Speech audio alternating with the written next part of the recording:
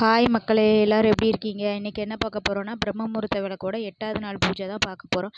எப்பவும் போல் 4 மணிக்கே எந்திரிச்சு குளிச்சுட்டு வந்தாச்சு. இனி வாசல் தெளித்து கோலம் போட்டாச்சு. எனக்கு தெரிஞ்ச மாதிரி சிம்பிளாக பூ டிசைன் எல்லாம் போட்டு ஒரு ரங்கோலி, நமக்கு தெரிஞ்ச கைவண்ணம் ரங்கோலியை வச்சு ஒரு பூ டிசைனில் கோலமும் போட்டாச்சு. நல்லாவே இருந்துச்சு. ஃபைனல் லுக் நல்லாவே இருந்துச்சு பார்க்கவேன்னு. அதுக்கப்புறம் எப்பவும் போல் பத்தி, சூடம், சாம்பிராணி, பூவெல்லாம் எல்லா படத்துக்கும் போட்டு சாமி கும்பிட்டாச்சு. தீபாரணையும் காமிச்சு நிறைய குடத்துல தண்ணி வச்சு எனக்கு தெரிஞ்ச மாதிரி நானும் சாமி கும்பிட்டுட்டேன். பிரம்ம முகூர்த்த விளக்கு 8வது நாள் பூஜை நல்லபடியாக இன்றைக்கி நிறைவடைஞ்சிச்சு.